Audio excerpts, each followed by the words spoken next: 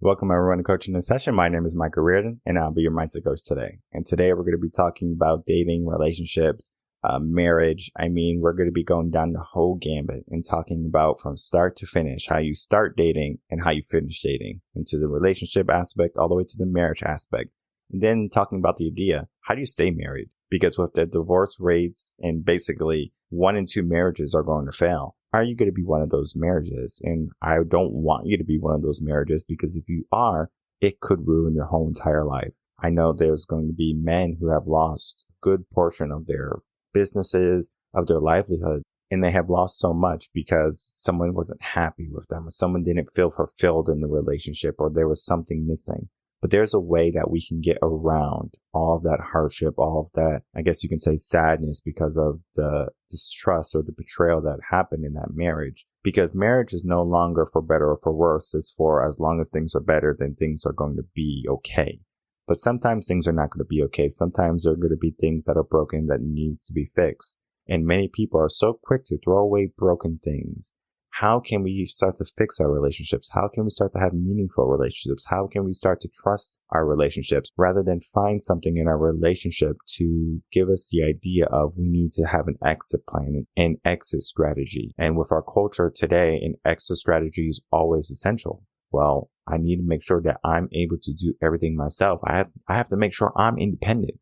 I have to make sure that no one can ever hold me down, or that I won't ever be able to take care of myself. So that creates a modern mindset. It creates a way of thinking that might not be conducive to a relationship, because a relationship might be filled with some level of sacrifice. And whether because of each other, or for kids, if you have kids or children, you need to understand that the relationship is not just you. And some of the best relationship advice I have ever received came from a relationship coach. In the relationship part before my marriage, I made sure to talk to someone about what was going on, what was I thinking, what was happening. They gave me some really great advice. And that advice was, there's only one person that you have to basically give everything to. So I don't have to give something to my wife and then something to someone else and things like that. Of course, you have kids, you have to kind of divvy it up a little bit differently. That aspect really helped me, because I was in that mindset of I can do everything myself. I don't need someone, because I didn't have trouble dating. I would go on dates 2-3 times a weekend. And for me, it was simple. But for some men, they have a very hard time getting dates. So was I blessed? Maybe. But at the same time, I was very aware of what I was doing. Now, do I recommend going on all those dates every single weekend? Depends. You want to be a playboy, or do you want to be someone who's looking for something meaningful? And there was a good portion of my life where I was testing the waters, I guess you can say, to see if I found someone that stuck. And for some people, they're just trying to look for the real deal. They're looking for someone that they can spend the rest of their life with. And if you rush the relationship, are you really getting into something meaningful? Because I think many aspects of a relationships, many people are unaware, the preparation process. And today we're not only going to be talking about the preparation process for a relationship, but we're also going to be talking about the mindset of a relationship and how to keep a relationship long, lasting, and healthy. Because if we just simply say, well, you're my match and I'm going to love you and care for you until we die, until we depart, you're going to find that in a couple years, you are not in love with that person anymore. There's something in that marriage or in that relationship that is turning you away from that individual. And we have to do the work. And today I'm going to be bringing on a relationship coach, Eric Wooten, who's going to be helping us understand relationships, the beginning, the middle, and the end. So let's get into an interview with Eric and myself.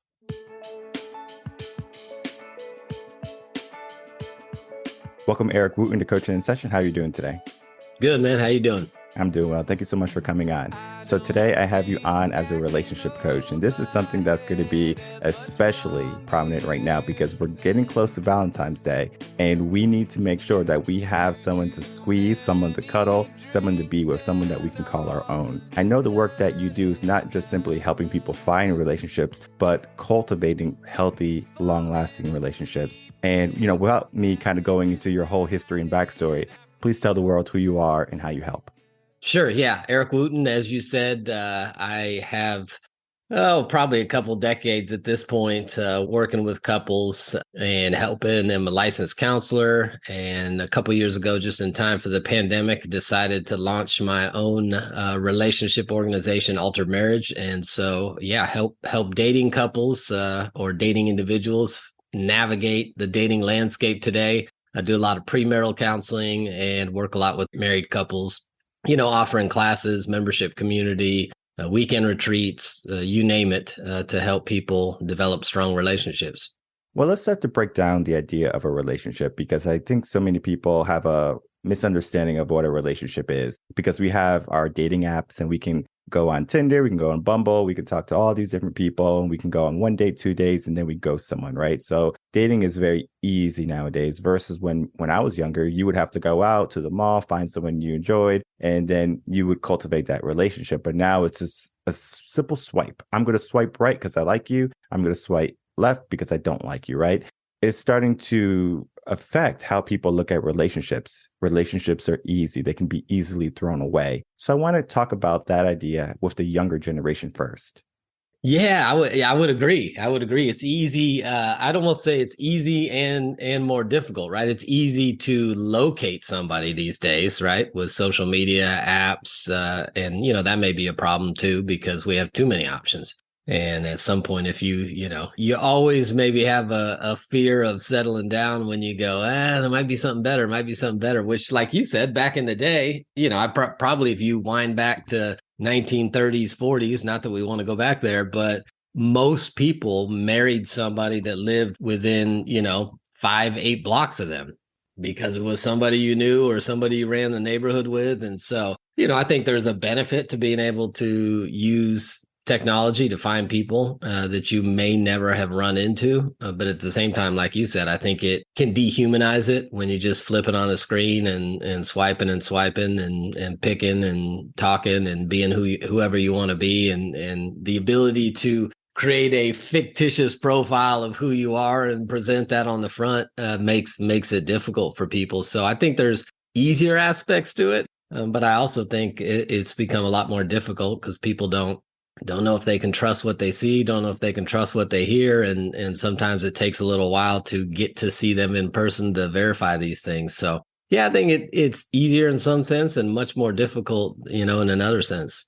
When we look at the younger generation, because they're going to be really diving into these apps, not saying that the older generation, 30s, 40s, 50s, are not going to be using these apps also, but the younger generation are going to be using this as their prime way for dating. They're going to go on, and whenever they're bored, they're just going to go on and start swiping. Maybe they find someone and they can cultivate something, but most of the times it's kind of just a waste of time for them. They're just like, well, I'm just trying to waste some time. Similar to how they can watch TikTok videos or YouTube videos. They just go on and it's a simple indulgence and entertainment rather than finding something fulfilling. Do you think our younger generation has lost the concept of what a relationship truly means? I think well, there's probably two answers to this.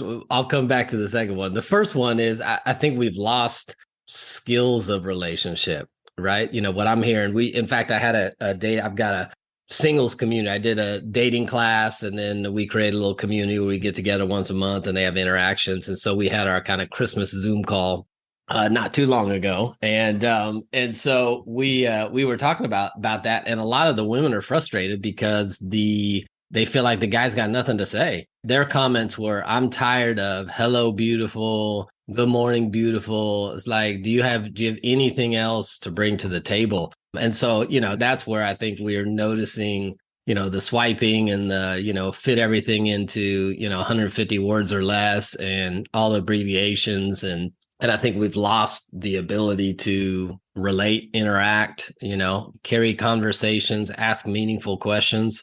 Now there's a lot of tools you can use if you suck at that, right? Go download some questions to ask your date and liven it up a little bit. But I think we've lost some of the skills on the one side. And then I think we're in a world now where so much of the advice the relationship advice, whether it's dating advice and, kind of marriage advice, is ineffective. The dating, if you go Google, tips on dating, you're going to get all kinds of game playing and stupid stuff that doesn't actually translate into the skills you need for a long-term relationship. And so I think we're setting people up for failure now by, one, allowing them to have these, quick interactions with no depth where they don't know how to have a deeper conversation. And then we're giving a lot of advice that just simply doesn't work. From my perspective, when you look at a long-term relationship, it may work to play a dating game for a little while, but once you settle down, the skills that you used in dating just aren't going to work in a relationship.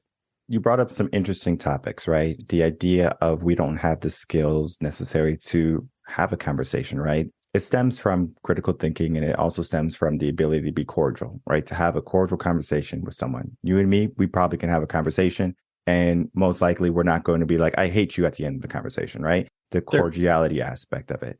However, when we start to just look at someone on the internet, we think of like a chat room type of mentality. Well, I'm going to be a keyboard warrior. So I'm going to say whatever I want. So these men maybe are just like, hey, beautiful. And maybe they get a response. Maybe they don't. They're doing it to 100 different ladies. Sure. Eventually, they're going to get a response from someone, especially if they're lonely and they're just looking for someone. So, of course, that aspect is going to work, but they have to send a lot more messages. But it doesn't create that deep, meaningful conversation, right? Because there's no critical thinking involved. We're just using the probability effect, right? I'm going to just send 100 or 1,000 messages and I know someone's going to respond. And it's very true. So these women, I'm sure that you're dealing with, are saying that men don't know how to be men nowadays. They don't know how to be chivalrous. Why do they have to be if they can get their sex that they want, basically, Yeah. and not need to put in all the hard work? Right. No, I agree. I agree. So when because even, when you do, for the most part, you do a dating class, you do a singles event, it's going to be 90% women. They're the ones interested in developing the skills and trying to figure out how to build a healthy relationship. And I think a lot of it goes to what you say, man. You got these dudes that, they just want to have sex. So they're just going to get on here and keep swiping and poking and swiping and poking, and somebody will bite at some point. And then it's a lot easier to deal with rejection on a computer screen than it is face to face. And so just kind of allows you to sit back passively and fire away and, hope something happens. But I think if people are looking for a long-term relationship at some point, that's not how you're going to get there. We have two paths we can go on, and I'm going to allow you to choose which path to go Okay, a on. little choose your own adventure here. All right.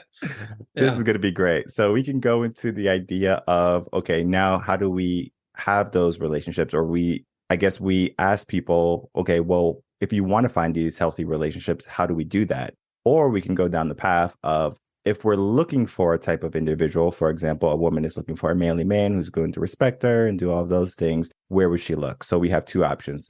Where would that woman look for a relationship now? Because online dating is going to be slim pickings, especially after we just had that conversation. Or talking about the mindset of a relationship and what is needed to cultivate that. Yeah, yeah. All right. We'll let's go where to find one first, and then we can come back to, because I think the mindset one's a big one. I think part of our problem is we have set unrealistic and unhealthy expectation for what relationship is supposed to look like. And so people are trying to find something that, I would say it this way, we've over romanticized relationship. So now people are looking for something with a wrong mindset. And I think there's a lot of things we could talk about down that road. But where would somebody find one? I still think apps are an option. What you're going to have to do is try a variety of different apps to find what works for you. Because I know some people that swear by one app and somebody else is like, that was terrible for me. And other people are like, hey, Facebook dating worked for me. And somebody else goes, nah, that's terrible. And so I think it's almost like anything else. It's so individualized. You need to research which ones would fit you best. Try a few of them for a period of time, and weed people out that are doing the dumb stuff you're not interested in. You can be pretty specific about what you do and don't want. And going back to the laziness factor, it's my belief, if a woman wants to avoid the guys who are just trying to get laid, the pictures you put on there, the stuff you put in your profile, if you're pretty clear that that's not what you're looking for, as a guy, I'm going to take the path of least resistance. So I'm not, if I got two profiles sitting in front, and one's, she's in a bikini and 5 pictures, and the other one's, wearing turtlenecks and jackets, and one says I'm not having sex and the other one says love to party. If I'm looking for sex, I'm probably not going to do the hard work to try to get the other one to get there. So I think you can create a profile, be on the right apps to make your chances better. But if you don't want dating apps, there's a ton of stuff you can do, right? What things you like to do, activities, whether it's dancing or painting, or find groups that do the stuff you like to do and get involved with that. You already have a common passion, and you can often meet people there. I think going to the same places regularly If it's a restaurant, if it's a bar, if it's Starbucks, if you go somewhere weekly, regularly, you will tend to run into the same people. I go to Starbucks often just to work. I see the same people. Now, I don't talk to them a whole lot because I'm there with headphones in trying to get work. But if I want to cultivate some level of community, I can find those people all day long. And so I think going to the same places, a lot of cities have activity groups, singles groups that get together and do stuff once a month and different things. I think that's a great place to find it. Some people, church is a great place to find it. So I think you can find a lot of places to go meet people in person if you're really anti-app. But I think you could also work the apps to your advantage and find somebody. And then just network, man. It used to be that, hey, I go on a date with somebody and they're not for me, but you would be great for my cousin, or I got a friend I think you would totally click with. And so just getting out there and getting your numbers up, and if you've got a group of people who are doing that, you may find people for each other. And so, yeah, I think there's a number of ways you can try to go find somebody, but you got to get your numbers up. It's a kind of like you said, people swiping and just shooting their shot numbers. It's also a numbers game trying to get dates. You can't sit around going, hey, hopefully the one will just come along when it's my time. You got to get out there and meet some people. Dating apps are a tool, right? A tool for you to meet people, similar to how you can go out and put yourself in a good environment. So you're going to Starbucks, so you're going to be surrounding yourself with people who maybe like coffee, maybe have similar interests, maybe entrepreneurs, right? Have a business, right? They go to Starbucks to get away to do some work. So that could be a great environment, right? If you like reading books, so maybe go to the library, or they have a book club, joining things. I know there was an app called Meetup that was very popular in 2010 area around that time. It's been maybe not as popular now since the pandemic because people have been so recluse. They just stay inside and they don't want to go out and meet people. And so dating apps are kind of like their go-to now to do things. So everything can be done over Zoom, it seems like. So, let's have a meetup on Zoom. It's like, okay, that's not truly a meetup, right? And you can create a better relationship just in person. So like if you can put yourself out there more than just saying, okay, I'm going to stay home, go on this dating app, you're going to have better results because you're going to, of course, increase your skills too. Because yes, we can do that copy and paste thing. We can search Google for conversation starters. But if it's not true to you, you're just going to be basically pretending who you are. Like, be honest, right? There's an aspect of that too, right? We have to look at too. But one of the things you said was the difference between easy prey and maybe difficult prey, where if someone has turtlenecks on and jackets and maybe business attire, and they're like, I'm all about my work, etc., don't waste my time. Guys probably like, okay, I'm not going to waste her time. Or he's going to waste her time, just here's a copy and paste message. But he's going to look at the girl with the bikini pictures, things like that. And it gets us into the conversation of traditional and modern. And it could be a very rabbit hole conversation because traditional is your stay-at-home wife and your modern is like your woman who's going to go out, be a boss bitch, make all the money, things like that, take care of her own, protect, provide, be Miss Independent. Guys will see that and they say, well, since you're able to do everything, the only thing I want is sex. So guys will look at those modern girls, give her what she wants in the beginning, and then just slowly fade away once they got what they wanted. Versus a guy who's truly looking for a traditional girl, he's more apt to stay in that relationship. Do you think the idea of modern women today or modern feminism is helping women find dates and long, healthy, lasting relationships? Probably not. Probably not. It's yeah, like you say, this could be a rabbit hole of many, of what's okay. And here's, I think, one of our problems today, not just in relationship, but across the board. Instead of being rational and logical and seeing some value in opposing sides, we've swung the pendulum so far to extremes in everything, right? Politics now, nobody who is somewhat moderate is ever going to rise up on either side in politics because nobody will back them, right? And so all we've got is extreme left, extreme right, and we just keep swinging further apart. I think it's the same conversation. We do that relationally, right? And so, what do women want? Are there women who, do want to be cared for, covered, protected, kind of the traditional sense, right? The man, provides and covers and that. I think there's probably a lot of women that would enjoy that. But I think you're almost shamed for that now, right? That's going to put you in a bad position. And so again, here's a perfect example of a relational pendulum swing, right? We have codependency, which is unhealthy, right? So there's been a lot done around codependency, and especially most of it was originally around families and substance abuse and some stuff like that, where it is very effective in understanding how to avoid that and set boundaries. And but because codependency is so bad, we've swung the pendulum all the way over to the other side to independency, where if I were to say, well, I'm about to say, so if someone were to take the soundbite that's about to come out and just put it out there, there will be a lot of people that refute it. So I would say we have a need to depend on other people to get some of our needs met. And people would go, oh my, you can't depend on someone. If you depend on someone, they can control you and they can hurt you and so, but it's a biological fact that we depend on others. So now our psychological relational approach does not hold water biologically. And so there's been study after study, right? From the orphans in the Romanian, foster care system that never get touched and, failure to thrive stuff, that we need stuff. There's proof that when you get into an intimate relationship with another person, that your blood levels and your heart rate and hormones begin to regulate each other together. There's been, the MRI test where they put a woman in an MRI and measure her heartbeat, and with nobody there, it's a certain level. With a stranger holding your hand, it comes down a little bit. But if they have a partner holding their hand, it's almost non-existent when they look at, heart rate increase and that kind of stuff. So we do have a dependency in relationship with one another, and it's a healthy thing.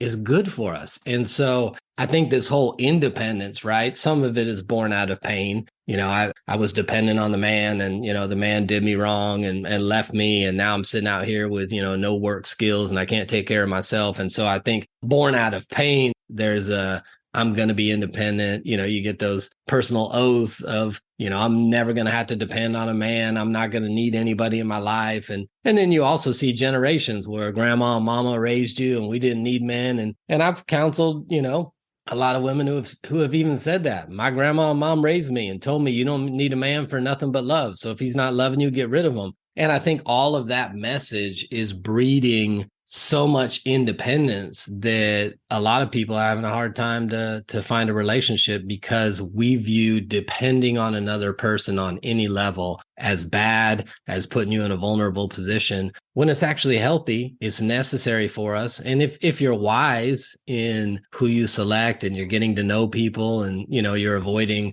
clear red flags and stuff, you're fine. You can avoid the people who will ultimately damage you and do things to you and manipulate you. But I think that's one of those areas where the quote traditional versus modern, a lot of people, it's just standard of living, right? Where you happen to live, you live in a big city, almost to have the standard of living you want, you almost need husband and wife working.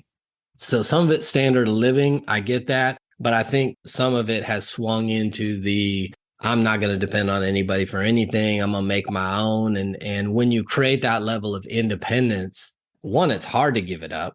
And two, you're almost shamed for the thought of wanting to be traditional and just go, I can do my own, but it's also nice to have somebody I can depend on who can cover me. So I think it's a little of both.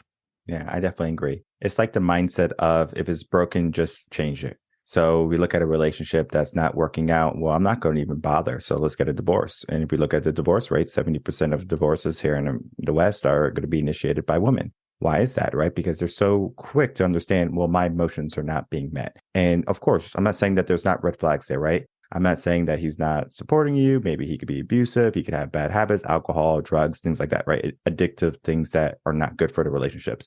But there's going to be a good majority that look at the relationship saying, well, I'm not happy. Well, you're not fulfilling me. Well, you know what? There's another guy, right? There's probably something better out there for me. So they're always looking at, well, this relationship is not perfect. Let me look for perfect. Do you think the idea of perfectionism has started to tarnish relationships? Yeah, I think our expectation for what we think a relationship is supposed to be puts us in a bad place. I mean, it's like anything else. If you have an expectation and your experience does not meet the expectation, right in that gap, we begin to create our own narratives. And so I mean, listen, if we're really honest, our model of marriage and relationship, has been spit on us by Disney, right? The strong man who rides in and, saves said woman and, the romance. So between romance novels and movies and Hollywood, and we've created an image of what marriage and relationship is supposed to be that is not realistic. Like you just said, a lot of people divorce because they go, man, I'm not happy, or we can't resolve these differences. And second and third marriages have higher divorce rates for obvious reasons. All you did was select a new set of problems. It's still you. And so I believe part of our problem in marriage is one, a dating problem. Like our preparation is not preparing us for the game we're getting in. And so it's like if you're practicing one way and then you get in the game and the practice skills don't work in the game, you're like, dang, well, this relationship doesn't work. We must have chosen wrong. So I think we got a preparation problem. But then I think we also have a perspective problem in the relationship where, listen, when you marry somebody, you sign up for a specific set of unresolvable issues. You will never resolve these, whether it's, personality differences, some lifestyle preferences, introvert, extrovert, saver, spender, sleep routine, need for closeness, need for independence, wanting to do fun, adventurous activities versus, want to chill at home and be calm. A lot of those differences, you will never fully resolve those in marriage. And so, a lot of the work I do with married couples is just helping them manage their differences. So I call it closing the gap. And the idea is just, we got a gap in this area, whether it's our parenting style, whether it's our, introversion, extroversion, whatever it might be. You're not going to find a meet in the middle 50-50 compromise on many of the differences right? The introvert extrovert is not going to settle on, we go out 1.293 times per week and we're both super happy. You don't. You learn to take a step towards each other, say, listen, I don't necessarily think like you do or enjoy the same things in this area, but because I value you, I want to step towards you in this area. And the other person makes a step towards you and you close that gap.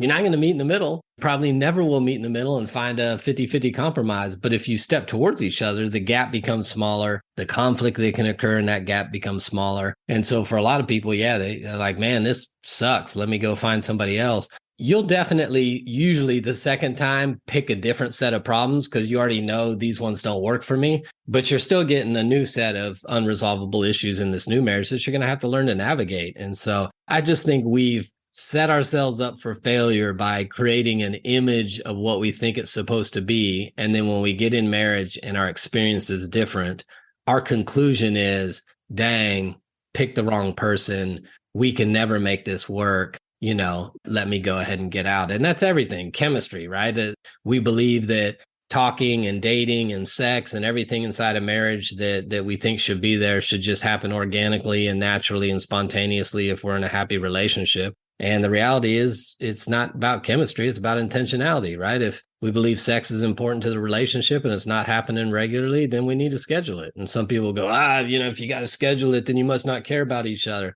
No, you're busy. Two people working and kids. And what's the realistic chance in marriage if you both have jobs, you have kids who activities, you got to work on the house, you got animals. What's the chance that whether it's sex, whether it's having a meaningful conversation, whether it's cuddling on the couch, what's the chance that the two of you will pass by each other, both wanting to do that very thing, both full of energy to do whatever that thing is at the exact same time? I mean, it's not realistic. And so I think the image that we have in our mind of what it's supposed to look like is not realistic, which is setting up a lot of people for, deciding that this can't work and we messed up.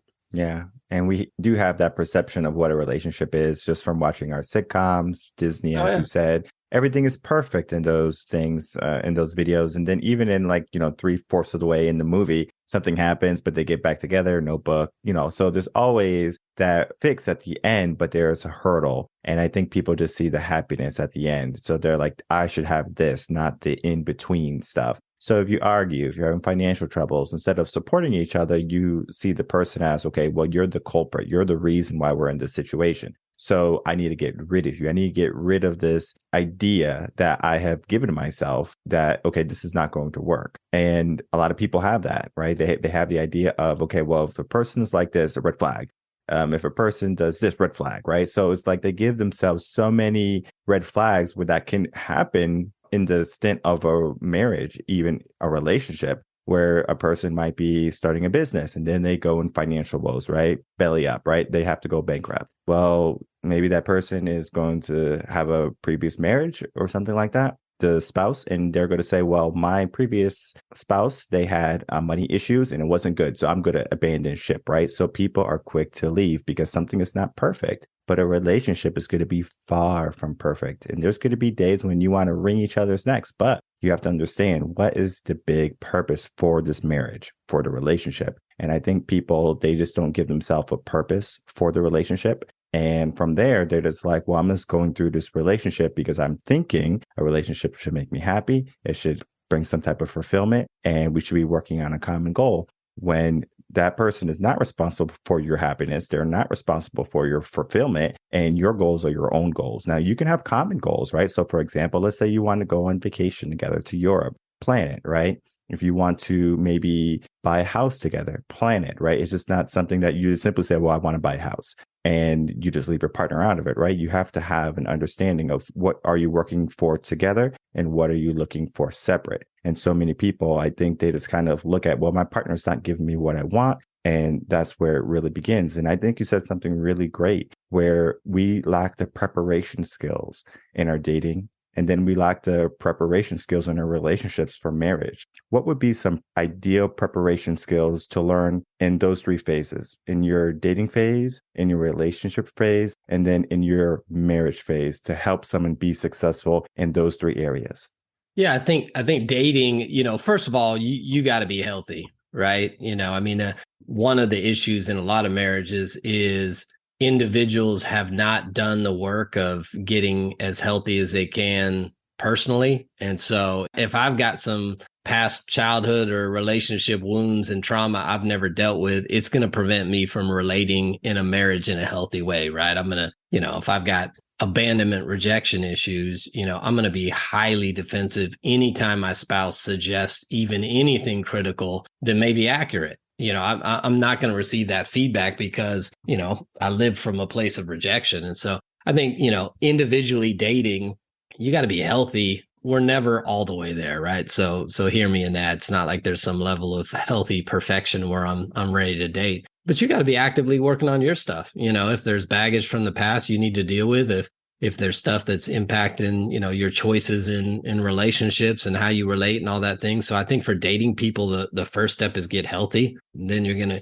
have a lot better time evaluating potential partners, seeing red flags, setting healthy boundaries, doing all the stuff that's needed in a relationship if you're doing it from a healthy place. So I think for daters, you got to get healthy first. And then I think, just some basic stuff is don't date alone. You got to know when we get infatuated and emotionally involved, we're going to miss stuff. And so, that's why you got friends. That's why you got family. That's why you got community. Get some other people involved.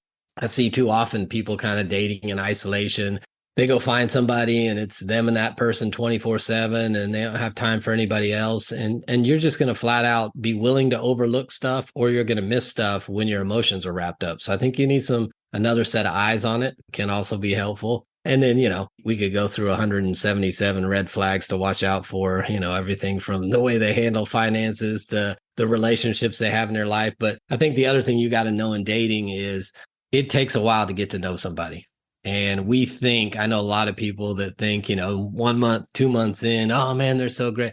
Listen, people's patterns aren't going to come out anywhere under 3 months for sure. 3 to 6 months is probably when you really start seeing people's patterns and that kind of stuff. So I would say for daters, slow it down, take your time, watch out for some of the red flags, get some other people involved. There's millions of books that have been written on boundaries in dating and watching for red flags. And so there's plenty of material to help you do that. I think once you've got somebody and you think you may be moving towards marriage, I believe everybody should do some level of premarital counseling.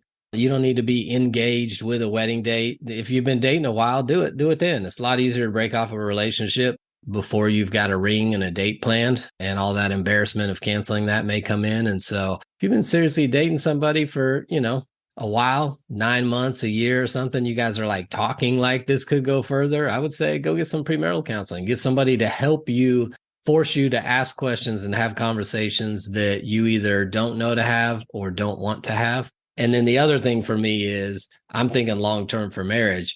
If you've got somebody who is unwilling to do premarital counseling, like I don't need anybody else in my relationship, I don't, that should be a huge red flag, because you already discovered if you get married to them, somewhere down the road, you guys get stuck, which will happen to every couple. They've already told you they're not willing to get outside help. So you're going to be isolated and stuck. And so I think not only will premarital counseling help you really evaluate and prepare for marriage, or realize this is not the person you should be marrying for a variety of reasons, it also sets you up to know, hey, we're both open. Should we get stuck somewhere down the road to somebody else having input in our lives? So that's what I'd say for dating and, single dating, and then dating for a while, preparing for marriage. And then what was your question about marriage? Just what are the skills for that, or like the preparation to have a good, healthy relationship, as in marriage?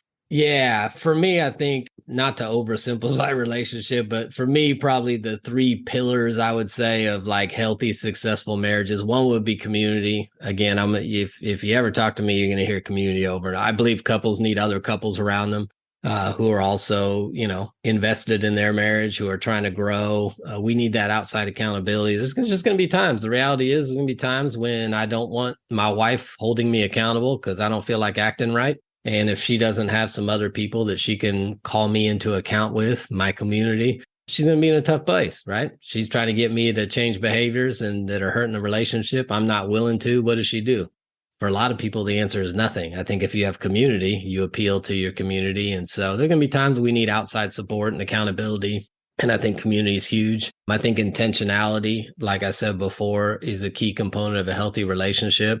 Not everything is going to happen organically, naturally, spontaneously. If we want a great marriage, we have to plan for and do the things on a regular basis that create a great marriage. So I'll suggest to couples a lot of times who don't have a regular rhythm to their relationship to, at the very least, start with, weekly date night. I suggest a weekly staff meeting to talk about, some of the business side of marriage. And then, a couple times of quick connection, maybe 15, 20 minutes, a couple nights a week or in the morning, depending on where they are. Just phones down, where, either watching TV together, playing a game together, just talking, whatever it might be that makes couples feel connected, so that there's a regular rhythm of, we're getting together simply to connect. And that's why the staff meeting is helpful, because what happens with a lot of marriages is the business side takes over, and pretty soon all our interactions are logistical, problem solving, conflict resolving, running the household and family. And we've stopped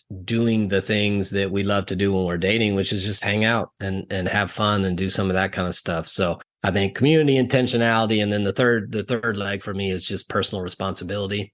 And that goes back to what I said about being healthy. If there's some stuff in marriage that we are having relational problems because I got some individual stuff, I think we each have a responsibility I got to own my stuff, and I got to figure out why I'm overreacting, why I'm exaggerating, why, this habit or this vice or this attitude or this addiction or whatever, is preventing me from having a healthy relationship. And so a lot of couples fight relationally, but it's really a individual issue that is causing the problems. And so, some couples I even counsel, I'll tell them, hey, if I see one or both of them kind of have an individual issue that I think is severe enough, I'll tell them we're going to put a pause on the marriage counseling. Let's just agree that the marriage is going to suck for the next 6 months while you individually go get some counseling, or get some help in this area. Because otherwise you just run in quicksand. I mean, we can try all kinds of relational stuff, but at the end of the day, you're wounded, you're hurt. And,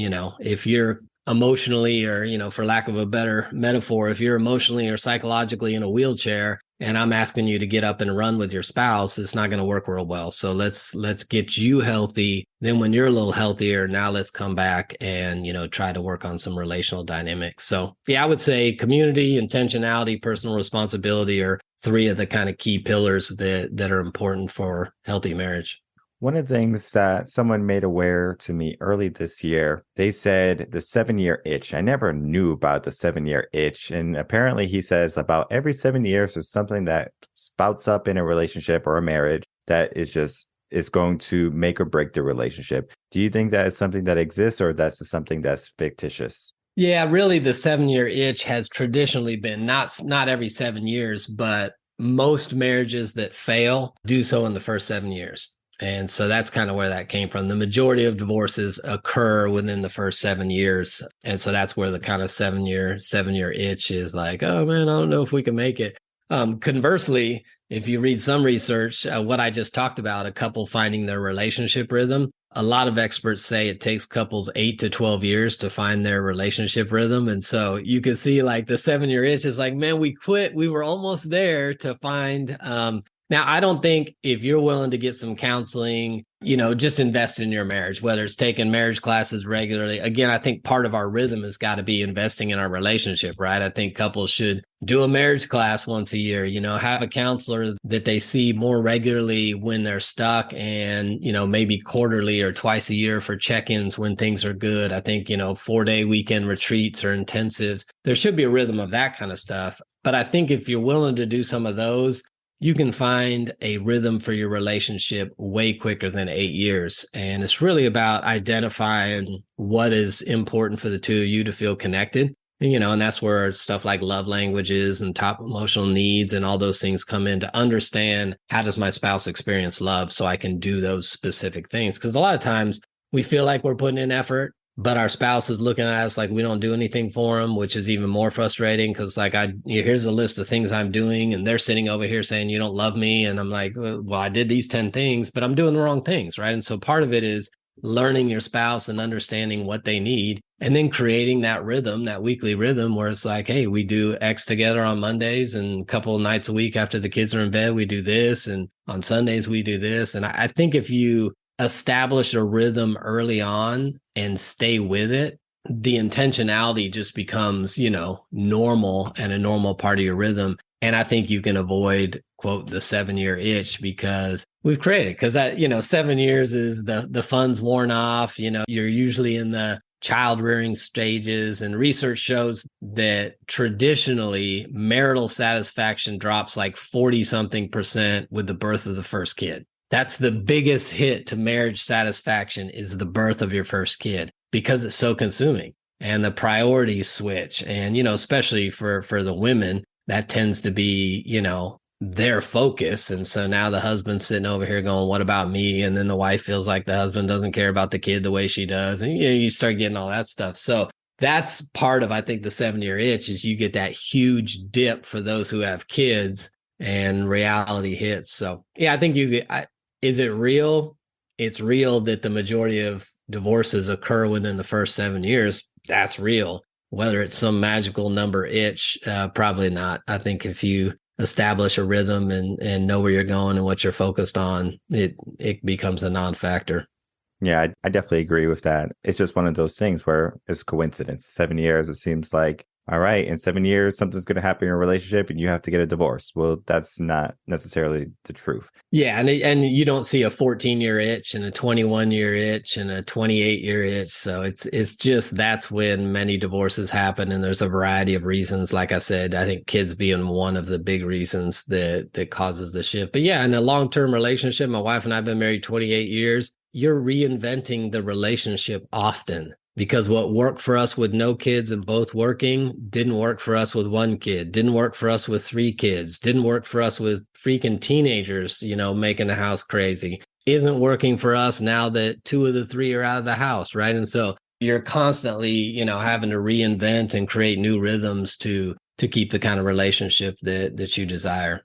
Yeah, the ability to pivot when life circumstances change, because I think some people, they just get stuck on old habits, old ways. And they might say, well, it's, like, we always been doing it this way.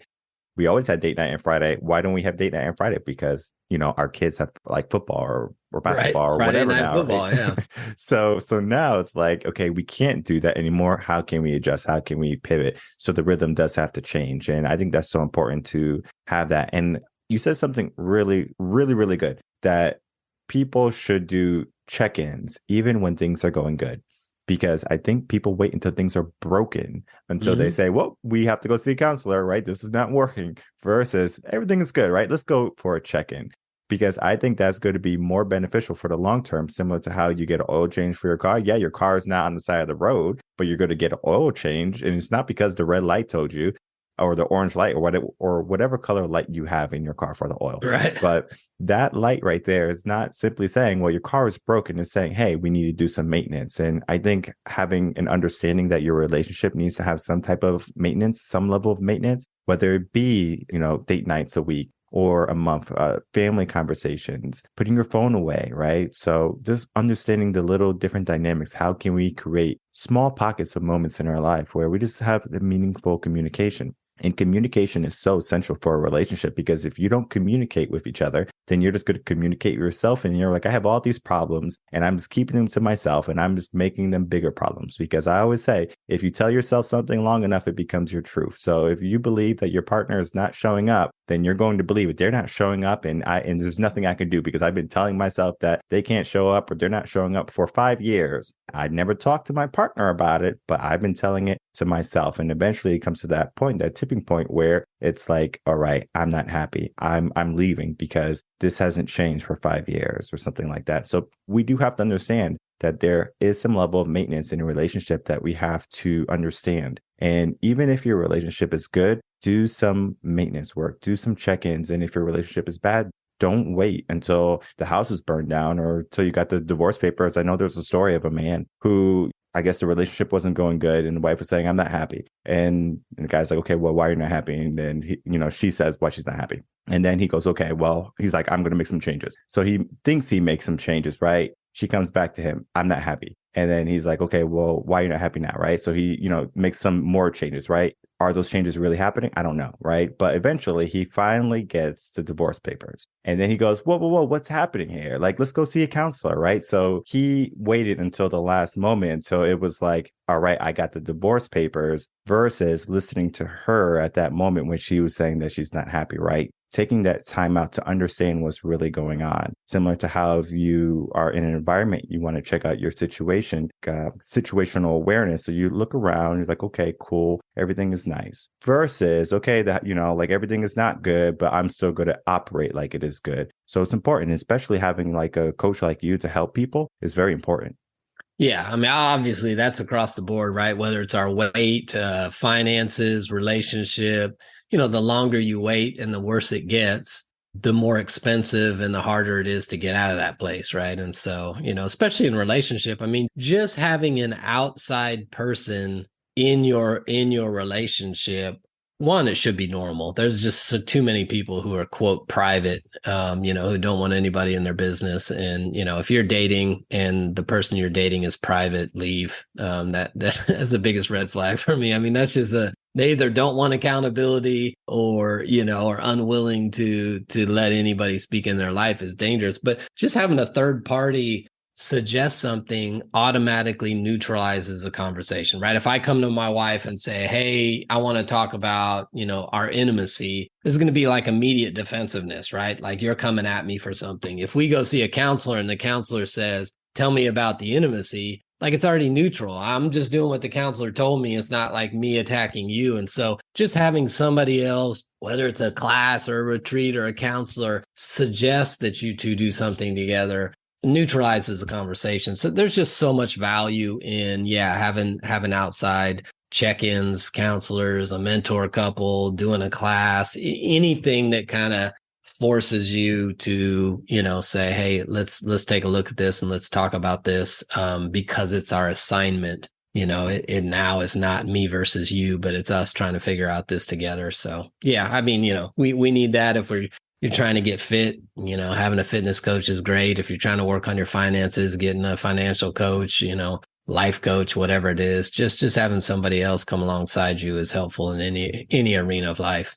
Definitely. And I'm a huge advocate in understanding that you can walk this path alone, but when you have company, it's so much better. And you can learn about your blind spots so much quicker. And the conversation that we had is a great starter for many people who are maybe understanding about relationships for the first time, teenagers, or maybe people who are getting into the aspect of really looking at what makes a relationship meaningful all the way up to marriage. And I encourage people to, listen to this episode not just once, but twice, because you're going to find so many different things that you're going to learn. And you might have developed habits in your own dating life or your own circumstance that you say, well, this is my life, when you can change your life. So there's not some final level that you have reached at this point, because you're going to always have to pivot, even in your relationships. We talked about it. The rhythm changes. And you have to understand that too. So right now, your rhythm might not be appropriate to finding that match. How can we get into that rhythm? What can be the skills that we have to learn? And there's so many different things that we have to know. And having Eric as a relationship coach is going to be essential almost, because if you are always just kind of going in blind, you're always going to get blindsided. So it's important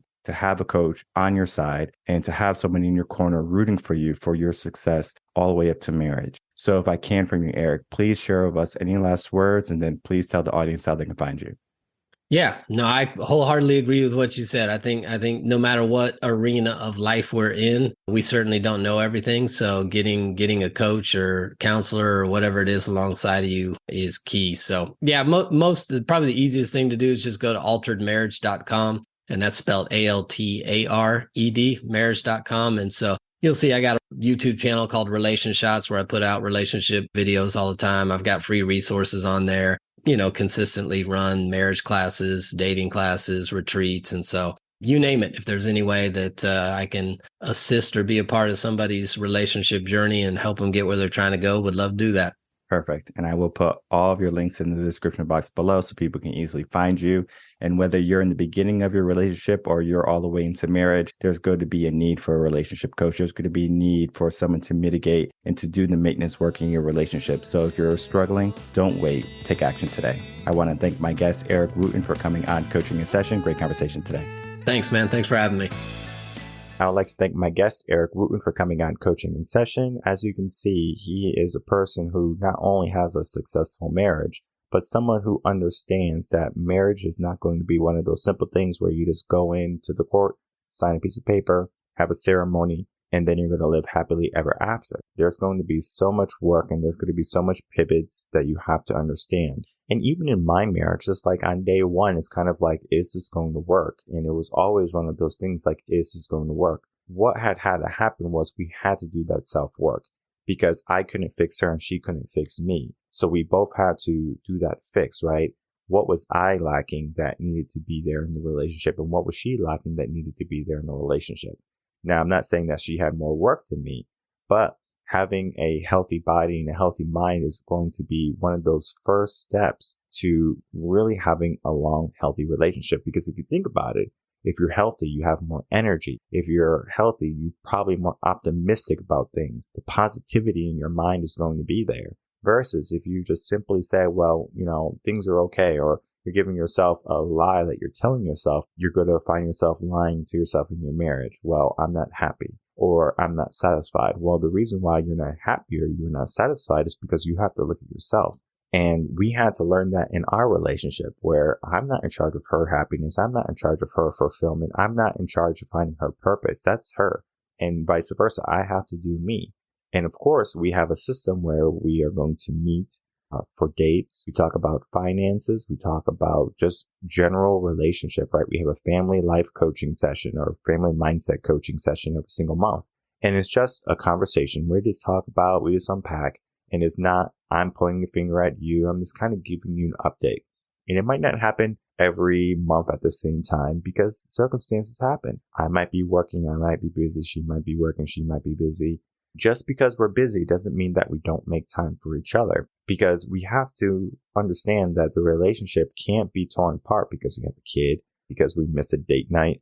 We have to do the maintenance work. And it's so important for us that we understand and we have rules in place that help guide us. So for example, a rule that we have in our household is no phones at the table. And you might think, well, what is no phones at the table going to do? It creates conversation. So when we eat lunch together or when we eat dinner together, we are able to talk to each other. Not simply, well, like, okay, well, I'm on my phone watching the game, or I'm doing something, or I'm having a meeting and I'm eating in the office, or I'm eating in front of the sofa. We eat at the dinner table. For us, we create conversation every single day. For some people, maybe that won't happen because they work at different times of the day. But then if that's the case, when can you create that 90 minutes of conversation per week? Maybe you are going to be finding a date night every single week. Maybe you're going to talk to your partner on your lunch break. Whatever it be, right? Understand that. And we talked about something that's so important. Don't wait until it's broken. Oh my goodness. I have so many people who come from mindset coaching after their life is in turmoil. Their house is burning down. They're in foreclosure. They're about to lose their marriage. And there's so many different things going on, but they wait until the last minute. And I encourage people, do not wait until the last minute. Do not wait until you're suffering or you're struggling to breathe until you say, I had enough. Because just because you had enough, it doesn't mean that it's going to be a simple process. You're putting yourself against the wall and then you're finally saying, well, I'm going to make some changes. Yes, you're going to be more likely to make those changes because of procrastination or the fear of not getting it done or the fear of the consequence of not getting it done or making that change. But you can empower your mind, your mindset to think in a different way. If you can say, well, I'm not going to wait till the last minute. I'm not going to wait till something is broken. Imagine what you can do.